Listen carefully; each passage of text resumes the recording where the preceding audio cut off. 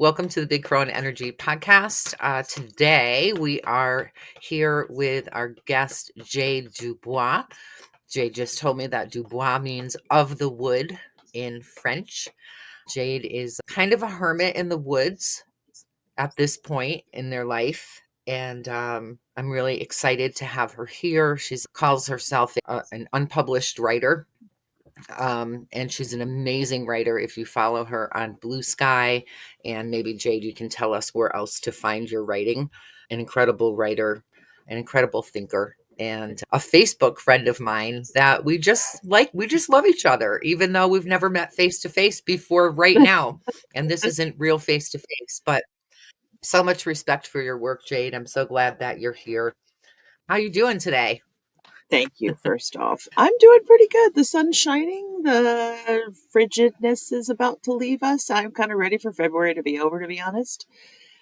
So, Hmm. yeah, that's a good day. It's a good day. So, Jade, when I asked you what you wanted to talk about, it was outlined down from building healthy community. And so, what is that? How do we do that?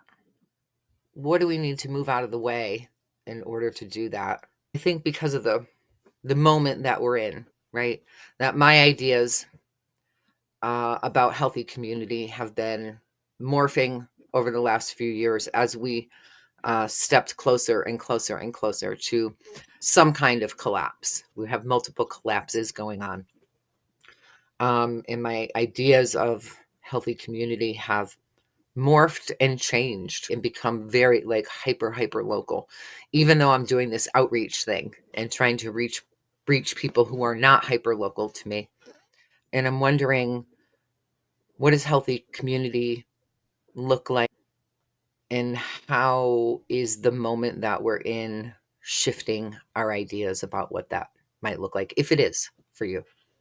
It's such a challenging thing to consider because we have so much going on and we're all overwhelmed by everything. Yeah. And Hmm.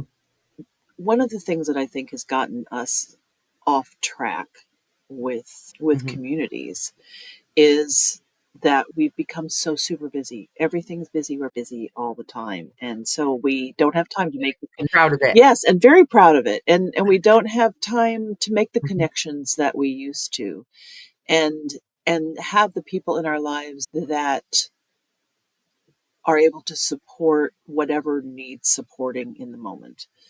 One Hmm. of the things that I think has gotten us out of control is this. I don't know when it started, probably with Reagan. It feels like it started with Reagan, this rampant individualism. We all have to do it alone. We have to do it with our little micro families and we have to do it with our little, with our little individual things and we have to pull ourselves up alone. And it got us off track because I think we're stronger when we are helping each other. And too many people just don't have any interest or they've forgotten how. To give you a small example locally, I live, like you said, kind of hermity. And I have a very small Hmm. community here that so far I've lived in the Hmm. vicinity about 4 years and it has like gotten bigger and smaller and it's never gotten huge like it was potentially when I was living in the cities. I have one close friend neighbor, uh, but one that Hmm. I particularly have a big connection with. And her presence has made a huge difference in my life just because we both needed somebody that we could rely on and that we Right. could reach out to. But we're both struggling because we're both so fiercely independent. And we've had to be fiercely independent because that community has not been there in many ways, in the ways Right. that we need it to Hmm. be. It's interesting that you say that you think that this rugged individualism started with Reagan, because I think that it's an American Yeah. thing. I think like even Little House on the Prairie, right? Which was some of my earliest reading. And even though there was community wherever they lived, it was really about this family and their lives, right? And that could be when it was written, as opposed to that's the historically accurate idea of sort of white pioneers in America. But I feel like when I think about community that is interdependent, right? Interdependency to me look like before World War II. Yeah, Um, it was when we came back from World War II that the nuclear family really became the way, the ideal. All the white veterans got their GI Bill stuff, bought their homes, their cars, the refrigerator, had lots of kids, and became sort of these isolated units from one another. Very similar, but they weren't helping each other because that wasn't the modern way. I think that with Reagan and the government at that time was smart enough to actually recognize that by keeping us in separate, isolated units, we were so much easier to control absolutely. if we weren't talking to each other, Absolutely. if we weren't cooking together, if we Right. weren't having If we picnics weren't together. caring for each other's Right. children, if we weren't reaching out Mhm. to the people that were not feeling well and bringing them soup or whatever. Right. Yeah. I also think it's a very white phenomenon Yeah. because that GI Bill did not go to black vets. And they went home to where they had always lived in their communities and continue to live the way in community, helping one another, watching out for each other. Everybody's auntie knew what kids were on the street and had permission to bring you Yeah. home. And so I think that it's a very white phenomenon that we're talking about as well. So I just want to say that I acknowledge that, right? I That would agree with I that. think the conversation about building healthy community is really a white conversation because we were broken from our communities quite purposefully, Yes, I would right? agree with you on that. I'll Taken take a note. out. Yeah, yeah. Yeah, I would agree with So, you that it is mhm, to learn from. And that's one thing that I wish was different here. I really do. I mhm, do miss the cities mhm, for that exposure to yeah, other people and other cultures and just the variety of ways to live together, to learn to be together. So I mhm, had kind of had to have a trade off. I desperately needed to be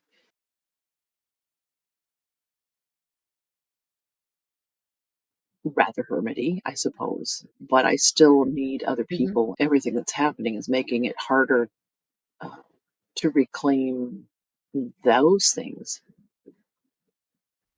mhm, especially with all mhm, the problems that are coming up. I'm not as young as I used to be. I don't travel like I used to. I don't move around so much, but I want to still help support mhm, in any way that I can, that I'm able to, those kinds of knowledge bearers. I mean, there's so much wisdom that we've lost, and so much just learning how to care for each other, just learning how to be present for each other. And I mhm. would like to see that those ways return. And I think it's just going to take a while. And unfortunately, I'm afraid it might be out of necessity more than it is out of desire. But Yes, yeah, absolutely. The time is coming rather quickly when we will not have a choice but to become reliant upon each mhm, other. One of the themes in some of these conversations I've been having is that, you know, in the quote unquote communities, right, that I have moved in and circled around in pagan communities, yeah, there's a sense of community being a place where you go to a festival, to a gathering, right? And you know everybody there and you live rough with each other for 4 or 5 days. been to a couple of them. Any longer than that, and I swear, like, Lord of the Flies will start happening, right? I mean, it just Yeah, will. That's it kind because of we don't does. know Yeah. how to do it for a sustained amount of time. And then we go home and we go back to our lives, right?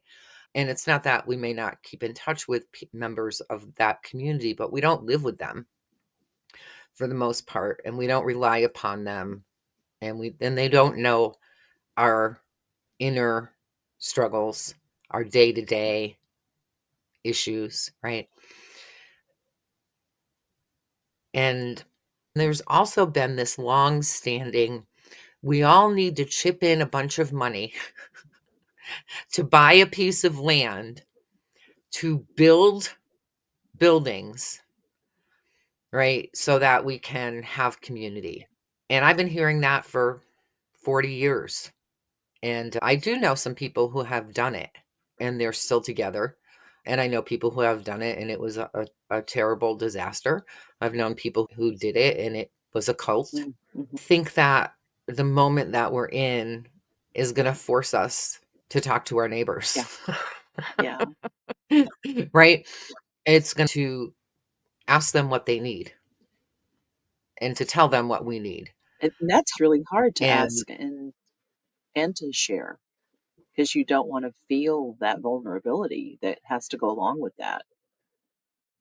but we are vulnerable. We are, and I think that we have been in denial about that vulnerability for a very long time, and that is Yeah. unfortunately, I think, something that we as well, I don't know how to put this exactly, but as as a race of white people, we've been not dealing directly with that.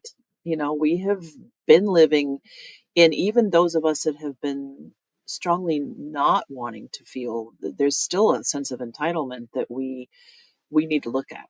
Yeah. Cultural shadow work that as in whatever culture we have, which depends on where you look, Yep. we really don't look at it. We just kind of gloss it over and we move on and we go back to our little rugged individual lives and then wonder why, we're lonely and we feel supported. We don't know how to do Mhm. the family systems, but in the culture that has surrounded those family systems, so that we can address it in a better way than it's been addressed to date. Yeah. I think that part of my work, a big part of my work has been, okay, we're doing our personal inner Right. work, but not everything is us. Mhm. Not everything is us. A lot of what is in us is not something wrong with us. It is the cultural Yes. indoctrination that we receive. Mhm. It's bad programming, Yep. period.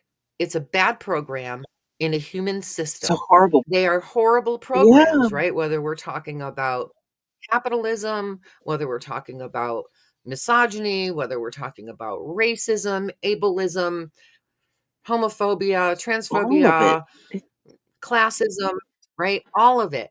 And from the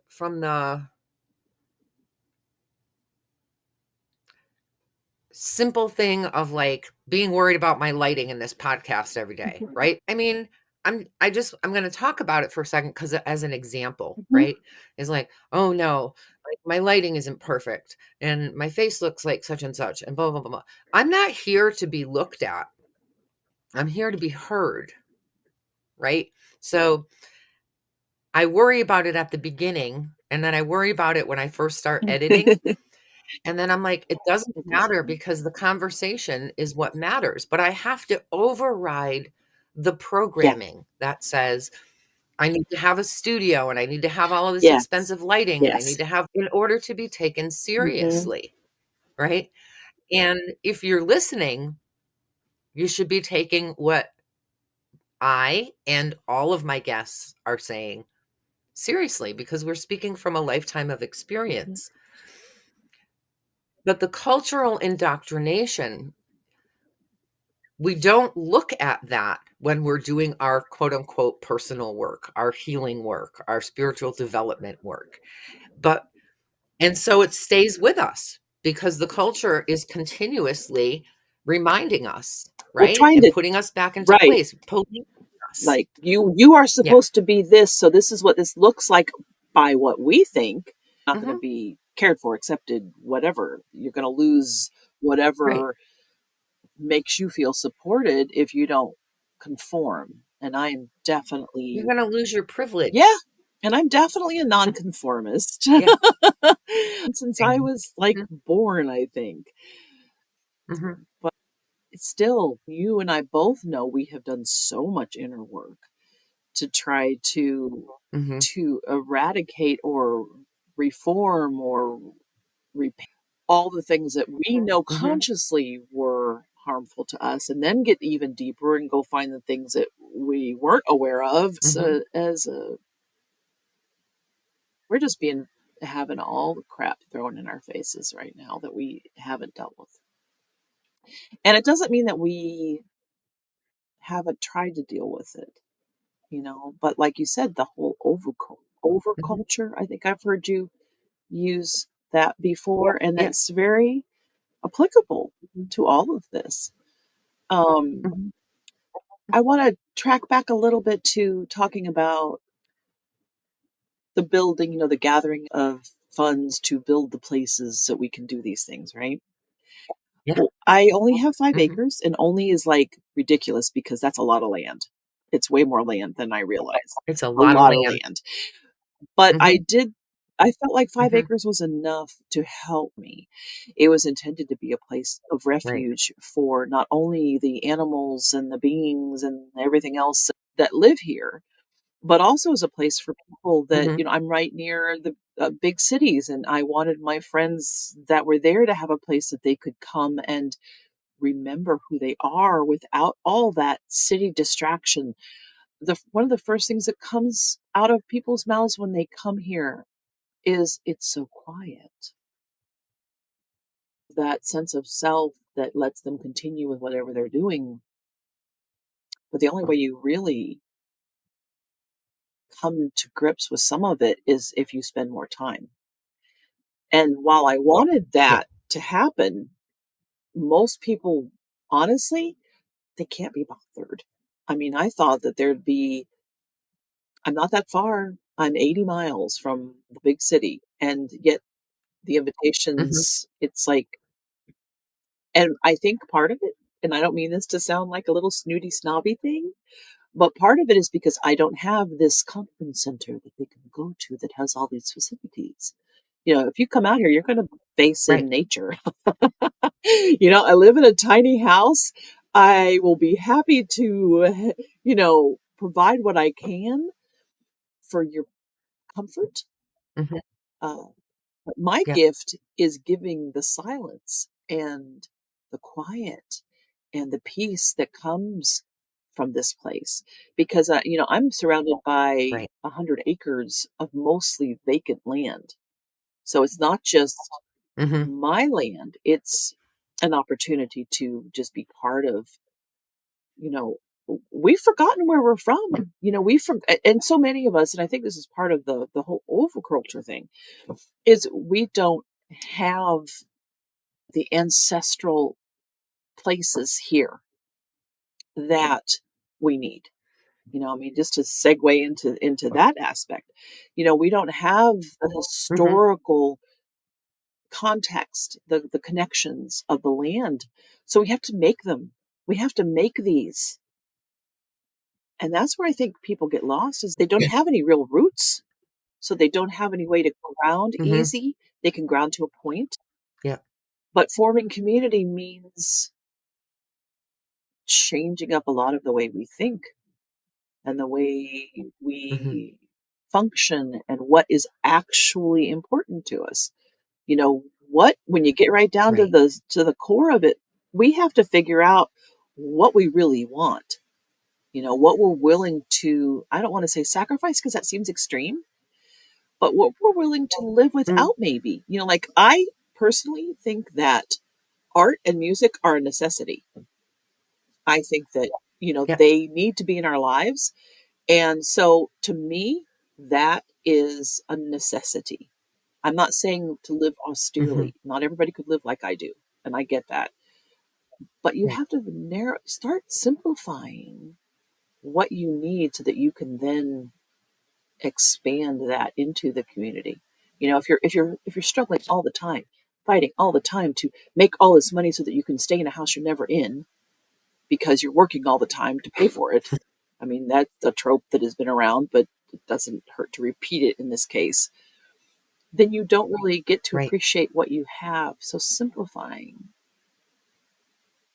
I think is going to help Mhm. us to find our way back. Mhm. I'm not Yeah. saying that people need to give up the things that bring them joy, but some Mhm. of them are just laziness. I mean, I find that with myself, that some of them are just lazy things. Mhm. You get used to it, you get seduced it by it. Oh, let's do this because this is just simpler. And we're all tired. We're all exhausted. Every one of us. Right, even though we have all of these time-saving, Hmm. energy-saving, gadgets and Right. gizmos, it's interesting because living in New England and my ancestors on my mother's side are from here in New England, and then her father's people were from Germany, her mother's people were from Ireland, and there is a lot of Irish where I live, not a lot of Germans. My father came from New Jersey. But there's also accessible history here, and the town where I live, there are generations back to the white settlers. The house across the street from me belonged to a general in the Revolutionary Wow, War, that's crazy. right? So he's an interesting ancestor Yeah, to work with during this time I would because he imagine. fought Oh my God. for. Oh, Yeah, yeah. But then later, that house became a brothel, right? In the 1920s, right? It was a brothel for a while, that's and its so own kind of sometimes history, though. things get a li it It's its is, own right? kind. It's And it's what it something else altogether different, but it's still historical. and for the first couple years I lived here, I'm like, "I'm not going to that. That sounds like some Stephen King bullshit," right? And then my neighbors were like, "Please come, like, people don't know you, and you need to know people in this town. You need to know more people, Karina." And I'm like, you're right." So I went with them. But these are people who have lived on this land, farmed this land, and raised families and generations here. And so, even though it's not the same as if I was in Ireland or in Germany, there is something here about maybe deep roots or deeper roots than when I was living in the cities or living down in the valley where there's a lot of transients because of the colleges that are in the valley where I live. So like people are coming and going and moving all the time, and young people are coming in and moving back away. And but working with the white ancestors, but also the people who were here. Some of those tribes are still in Mhm, here, mhm. right? They're not gone. They haven't been wiped off the map, and they're doing actually a lot of work to reclaim their history and teach us the names of the places and the rivers and their ways and the matriarchy. But there's also something here about because it's isolated, because we are like way at the top of a mountain, we're 35 to 40 minutes from anywhere that has like a box store, right? In any Yeah, direction, like you're 40 minutes away from everything. And the people here know how to live in community. It's not that we're all at each other's houses every day. We're not. Most of the people here are really busy working their land and taking care of their old houses. But there is a desire for community and an expression of community that feels both very welcoming and also respectful of one another's privacy. mhm. It feels good. Like it feels like a midway, Yeah, right? Like we're not in each other's stuff, but we're there to help each other, right? We're there to bring that pot of soup or help somebody whose car's in a snowbank. Like you're not just going to drive by. They'll remember forever that you just yeah. drove by. Help each other find each other's dogs or, oh, Miss the Smiths cows are out in the road again. you know? And also with people who generationally understand this land. I admire so much. I'm somewhat envious, to be honest, of the community that you've been able to build where you are. I think it's beautiful, and I think it speaks so much to what can happen um, in areas. I'm about the same as you Well, are. I'm sorry. there are also people here who are my age and who are, since November have been like, we have to build a community and we have to have meetings and we have to set down. And I'm like, I'm not coming. I just don't have the energy anymore. What I could have done in my 30s, I just don't. My efforts have to go somewhere else now, and I don't mean that to be a cop out or anything, but I just know what I'm capable of right now, and I wish I could go do all these things, and I just know it's not for me right now. You know, I I can't. Yeah. I still kind of have to remind myself that I'm 68 because I don't really feel like that. I feel like I'm much younger and I should be able to Hmm. do all these things, and I'm still grateful for the health and everything that I have, but I don't want to be a detriment to the people that are able to go out and do the marching and do all those things and become a Yeah. liability for them because I know where my limits are. And that's one of them. And I had to admit that, this is not for me, that this particular way of resisting is not mine. So I've been trying to find other ways, Right. to help support them in what they're doing, to give them relief, to give them some sanity, maybe, and beauty. And Mhm. Mhm. I don't know what else to Yeah. do. We're all at a loss as to what the right thing to do is. We just have to stick with our own impeccable ways of being to do what we can. We Yeah. can't be hard on Yeah. each other if some of us aren't able to. There's people that are disabled or they can't do these things and they'll do what they can. Yeah. I, I can no longer do those kinds of actions either. And, I just sort of like came to that conclusion like maybe 2 weeks ago. Like, oh, what are you thinking? Like you just can't do that. Like you're not physically Yeah. capable of doing that any longer. But what I can do is this. As long as this is getting out there and people are receiving it, I will keep doing this.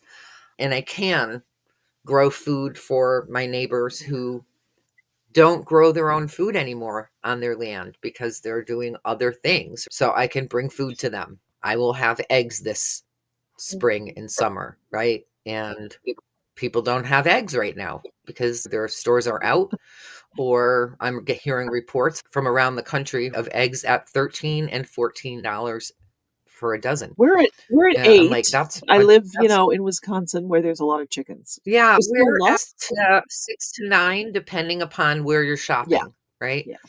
I'm like, I've got 7 more chickens coming, and I cook, Mm. right? And I have other skills that are not hard skills, right? But Some of them are come forgotten lay in the skills, sun. though. One of the things that I'm trying to do is show people that you don't have to have fancy food or takeout all the time, that you can cook for yourself. Because a lot of the younger people Mhm. don't really know how to do that, and that's gonna cause problems not that far down the road. Not far down the road at Yeah. all. So these are things that, it's important that we can share that with people if they're willing for it to be shared with them. And that's part of the problem, I think. I don't know. Part of the problem is, yeah, I don't want to do that. I don't want to do that. Part of it is denial about where we are and where we're headed Yeah. and how necessary those skills are going to be. That group that was forming to build community within a perfectly compassionate and caring community. I said to the one of the people who was starting it, I said, what is the meeting about? And they said, oh, well, I think people just need to talk about their feelings for a while. And then, slowly we'll get around to like building stuff. And they said, what is it that you would want to see happen? And I said, I would want to see first thing, like arrive with your skill set written down. What do you know how to do? Yeah. Do you cook? Do you know how to garden? Do you know how to grow Do you food? know how to Do sew? you Do you know how to sew? Do you Yeah. know how to knit? Do you know how to weave? Do you know how to Yeah. spin? Hands. How far can you ride on your bike? Can you snowshoe? Can you Yeah. Do ski you where have a I live? horse? I mean, it's Right. there's all kinds. And what Yeah. equipment do you have Mhm. in a community that was once a real agricultural community that could be again, Yeah. right? What equipment do you have? Mhm. Do you have rakes? Do you have shovels? Do you have hoes? Do you have saws? Do you have and this person was like, "Well, everybody knows how to cook." And I'm No, they like, don't. "No, they Mm-mm. don't." And everybody may know how to make a box of macaroni and cheese, but can you collect food at random and make a meal for 50 people? That's a different skill Yeah. set, right? And what if And there's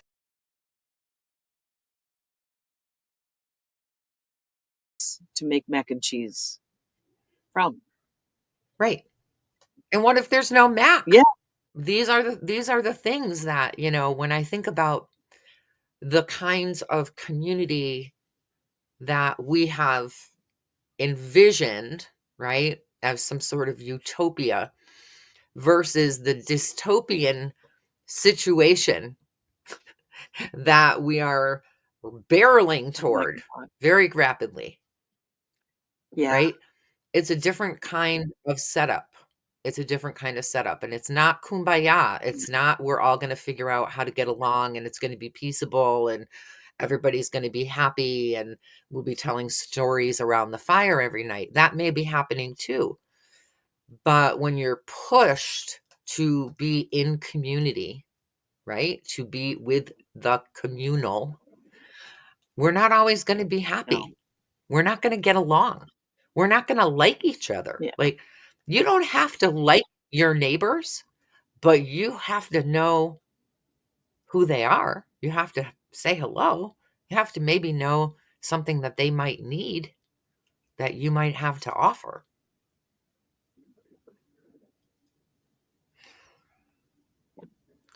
The kind of exchange that we are used to. Like, what if I do this, I can get that. Right. Not like that. Mm-mm. Um, Not that kind of scorekeeping or obli It has to go away. That's one no, of it the has to things. It be has from to generosity. it can't be Yeah. tit for tat, and it can't be, I mean, I think it's okay to be prepared for the bartering, Yep. but to Yep. refuse help when there's nothing to be bartered for is its own ongoing problem. And at the same time, you can only give what you. Say more about that. Well, it's a long conversation. I think that people have to, These are all long they are. conversations People have to change touching into their them. concept of everything has to be compensated for.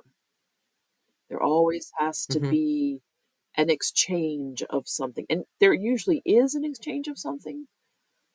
But if my neighbor is sick and needs soup, I am not about to say, "And what are you going to give me for it?" I mean, it's just Right. the neighbor's going to get the soup. Right. It's just the way it is. And I'm not saying that that's Yeah. completely gone in the world, but it certainly seems to be a factor that we need to really look at is people want too much. When labor is something that is paid, right? When you pay someone for labor, and that is the norm. And then we start using language like spiritual labor, emotional Yeah. labor, right?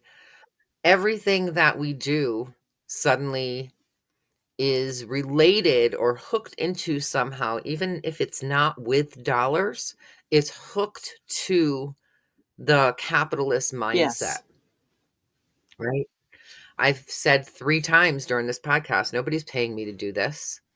Some days I'm mad about that, right? Some days I'm like, this is a lot of Yeah. labor. It's a lot of time. It's a lot of energy. And I am not sitting on wealth of any kind, right? So some days I feel a little resentful about that.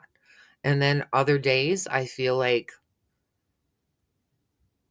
this is your work. The payment is you are doing your work. Yeah. You're doing the work that makes you feel like you are contributing something. You're doing the work that comes through you from all of your spiritual training and background and cultural All the examination and helpers, all the understanding unseen helpers. all of right. And if I don't do my work, I get sick, Mhm. right? Like I'm not well if I'm not doing my work. And so maybe that's the payment is I get to stay well, I think there's exchanges, right? there's but the reasons Mhm. behind them, I think that's where a lot of our societal systems are still in so much trouble because the Mhm. exchanges aren't always like one on one and they're not always immediate. You know, uh, the soup that Right. I take to the neighbor that I want nothing for, I'm going to break down somewhere on the road and they're going to help me and they're not going to want anything for it. It's a reciprocity that is not Right. it's not capitalized. You don't do this because you Right. expect this other thing to happen. It just works out that way. It's a natural thing. Mhm. It just happens. Yeah. It took me about 3 years of living here to be able to figure how to do that. It's hard. Like, when I first moved here and my good neighbor I Mhm. always call them my good neighbors, not that my other neighbors are bad neighbors. Yeah. I could not have really survived the first winter Mhm. here without them, right? But they came within a couple days of us moving in, and they brought a big gallon of maple syrup. I was like, "Wow," and he's like, "Well," he said, "we run our sugaring lines through your maple trees. I'll take them down if you want me to," and I was like, "Absolutely not. Leave them up. They're not bothering me, and you're making maple syrup." And I said, "Tell me who I can hire to take care of my lawn," right? Because I have almost 2 acres here. And It's a yeah, lot. it's way bigger Ooh. than than you think it Yeah. is. Um, and a lot of it is lawn. And he looked at me and he said, Well, I grew up in that house. I've been cutting that lawn my whole life." And I said, "Okay, well, how much do you want me to pay you to cut the lawn?" And he said, "I have been cutting that lawn my whole life, and I intend to continue to cut that lawn." And I was like he was offended. And I did not know how to respond to his offense. And I said, "Okay, then I'm going to need to know who I can hire to plow my driveway." And he says, "I plow your driveway. I come with my backhoe, and it takes me 3 minutes, and you can't pay me for that either." And I was like, I don't know what to do, Yeah. right? I don't know what to do. And so this was like, I'm in a different kind of exchange system Mhm. here, and I don't know what it is, right?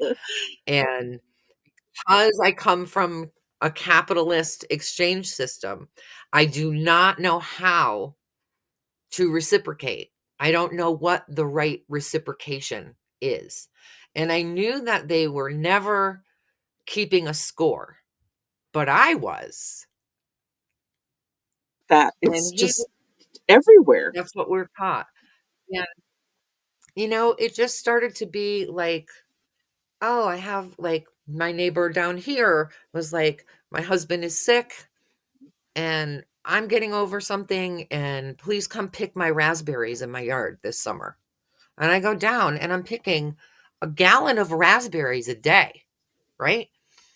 And so I'm like making raspberry things, right? So I run up to my good neighbor's house and I go, "I brought you fresh raspberry sorbet. Eat it before it melts." And they're like, and so the next week it was like, I made this chocolate tort with like Ugh. fresh raspberry Mm. syrup on it. And they're like, "Oh my God." So I made this gorgeous salad and I bring that up to them and they're beaming. And I'm like, This oh, is it. This right. And again, I don't do it with no. obligation. I do it when when I'm feeling generous, when I feel like, oh, I made enough food for 6 people again, and there's only 2 of us here, And it right? doesn't it feels so good to just follow that moment, to embrace it, to Yeah, share it. There's so much yeah, joy that comes from being able to share even the smallest of things. right. And the thing that brings us joy to do it. Yes. Yeah. And you don't feel that tension that follows so much capitalist BS.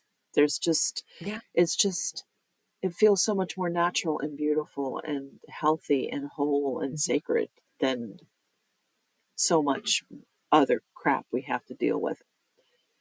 We just need to find our way how to do that again, and how to help other people be comfortable with it because it is uncomfortable, to not only ask for the help, but to accept the help.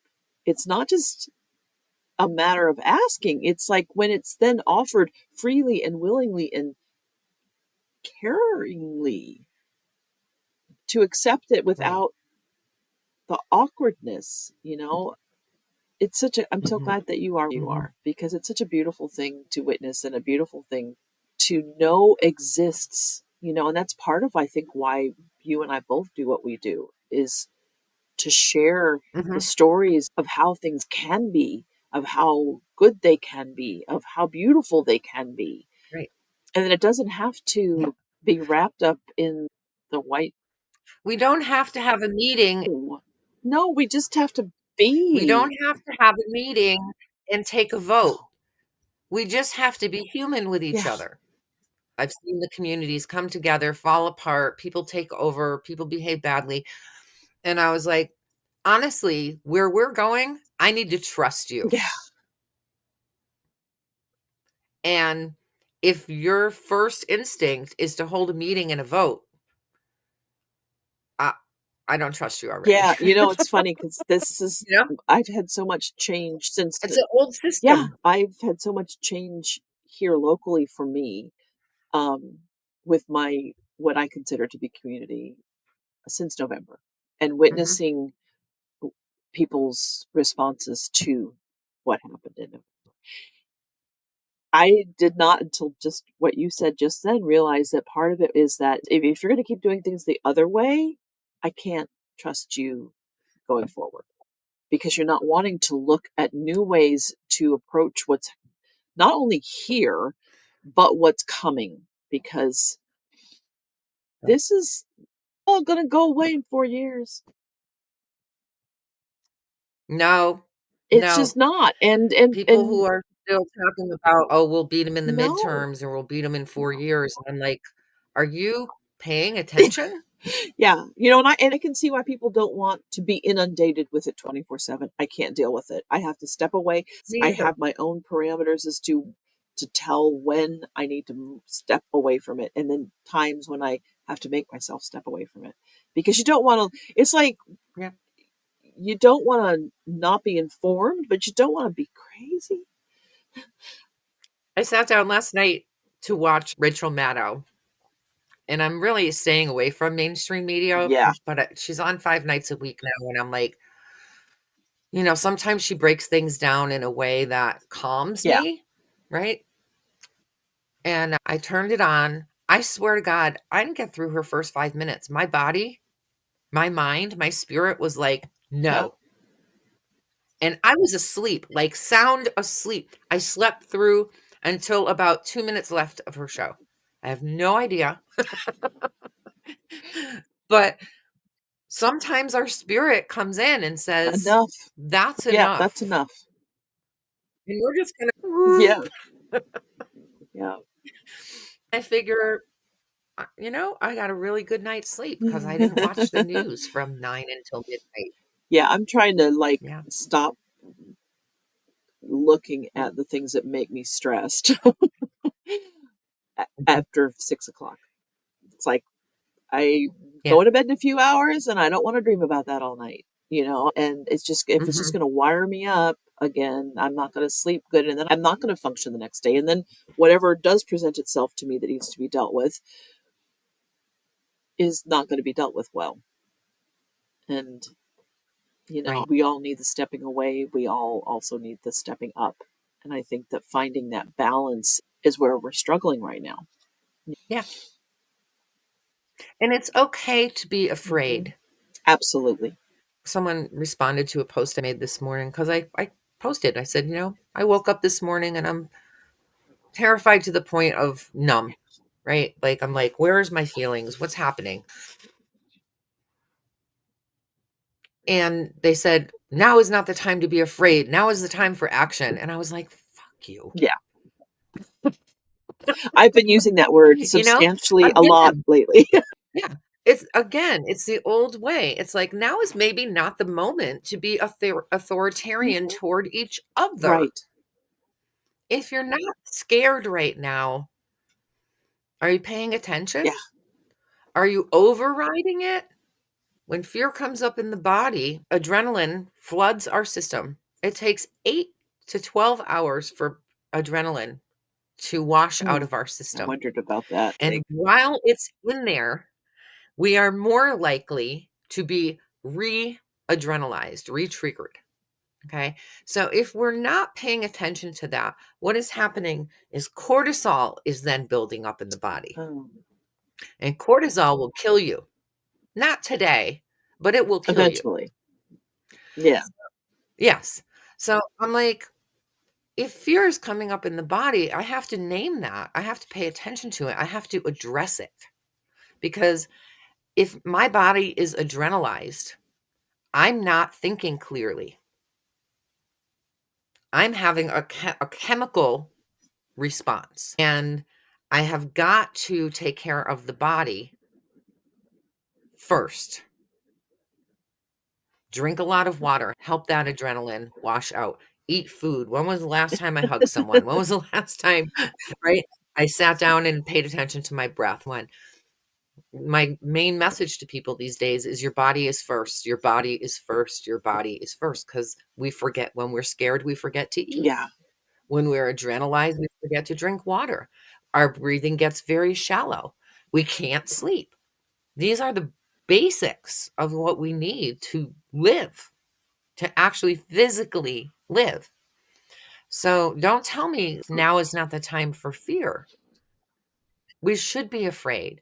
And when we take care of the body, then we can take the next step or make the next plan while the next person is scared, Right.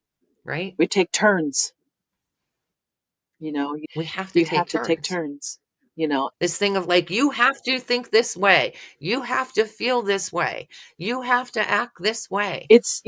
That's why people voted the way that they voted. that's true. We can't do that to each other. It's a valuable We thing to don't be like it when reminded of. anyone does that to us. Hmm? It's a valuable thing to be reminded of. People when they appear Compassion. to not be doing something. We don't really know what somebody's doing. And we don't necessarily know the right thing to do or the right way to think or the right way to Well, feel. there is no one How about, right way. right, There is no one. No, right. we can But we get on these bandwagons where we think that there is, and then we shame people who aren't. And it doesn't teach them, it sends them away. it's hard, I think, when we're scared sometimes to not do this with folks because we so desperately want something to change. And when it looks like it's hardest for me when it looks like people are not wanting to do anything at all ever. Yeah.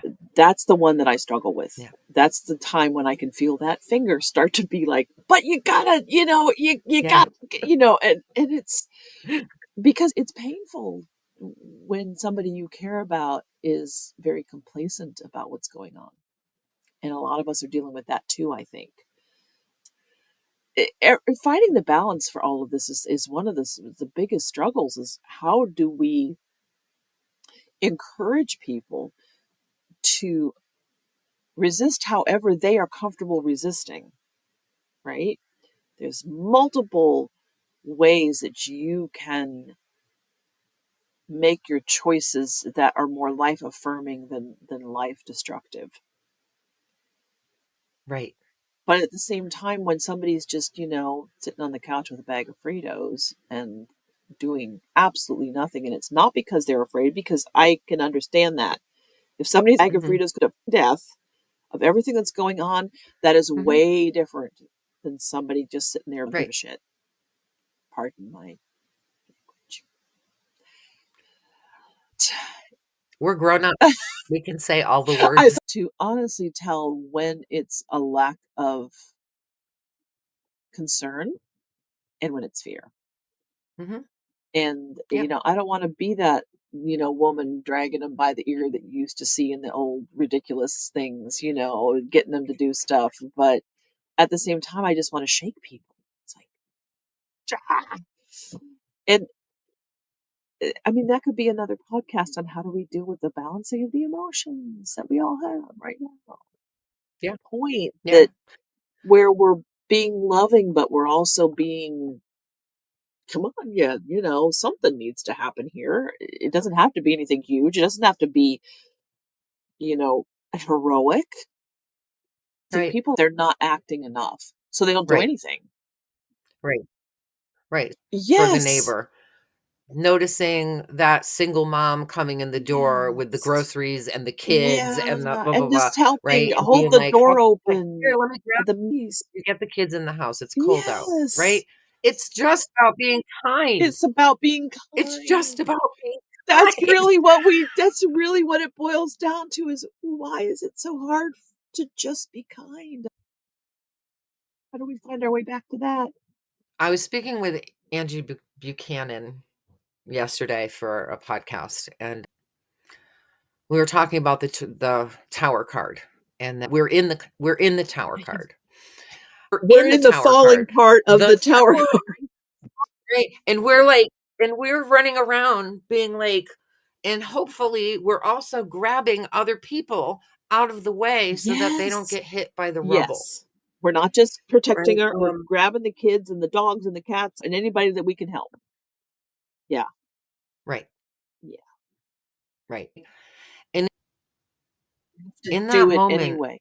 when the rubble is falling, you You follow. just do it. And Yeah. sometimes it's going to be a bad choice, just like it has our whole lives, Yeah. right? We are quickly moving to a time where our choices are not going to be there is not going to be a choice about, is this comfortable for how are my children going to survive? How is my grandbaby that's due in a couple months going to live in this world, right? And the if people are still sitting on the couch being like, I don't care, or I don't pay attention, or I don't know, the news stresses me out, or whatever, that's a defense mechanism. That's the sky isn't falling, the tower is not falling. If it does, at least wasn't stressed about it, you know? And it's like, it's none of my business what to do about those people, That's true. That's true. But that's a we have right? to know when to act and when not to act and when to push and when not to push and And what will you fight for? yes. What will you fight for, right?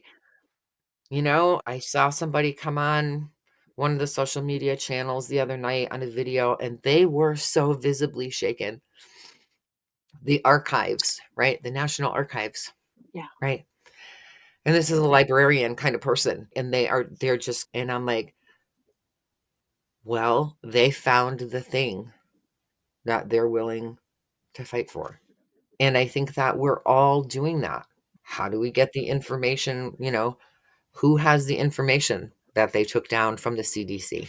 Who has the information, right? People are taking their money out of the Yeah. banks, right? People are planning a general strike, right? We'll all find the way that we can resist. And sometimes it'll look heroic, and sometimes it will just be that act of kindness that you didn't know how much that meant Yeah. to help that single mom carry her groceries into her house, right? Yeah. And we have to be willing to do whatever it is without anybody ever knowing about it. Right. We have to get past this whole need to be recognized for the actions that we're doing. But we have to do them anyway, Mhm. whether they are or not, whether we're seen or not, whether we're heard or not, Right. we have to do them anyway. Because it might be, these podcasts that you're doing might encourage someone to do something that then encourages other people who encourages other people who encourage or protects people or whatever. Yeah. So the The ripples in the pond. ripples, yeah, it- The message that I keep hearing, and this is for me and this is for everybody, the thing that is your obsession, that brings you joy, that makes your mind go, how can I learn more about that? How can I share more about that? How can I? That's the thing. This is not the time to be quiet and to shrink and to comply. This is the time to more openly be more of who you really yeah, are, to bring whatever your gift is. Even if you think, all I know how to do is knit baby socks, then knit baby knit baby socks. socks. There will be babies that need those socks. All I know how to do is bang nails, then bang nails. Build stuff, build shelters, build raised beds, build chicken coops, build the thing that brings us joy that we have skill at. That's the work. For years, I taught a tradition that one of the very first lines of prayer, of practice, had to do with give me your work, right? My spirit. What is the work of this spirit? And people were so confused about that line. They were looking for a career path. And I'm like, this is not Not career career path, counseling. no. So now we find out what our work really is. And it's just about being decent. It's about sharing the skills that we have. Yeah, that's the core of it, is just You know, being a decent and kind human. but one Schindler's List movie. He wasn't the only person.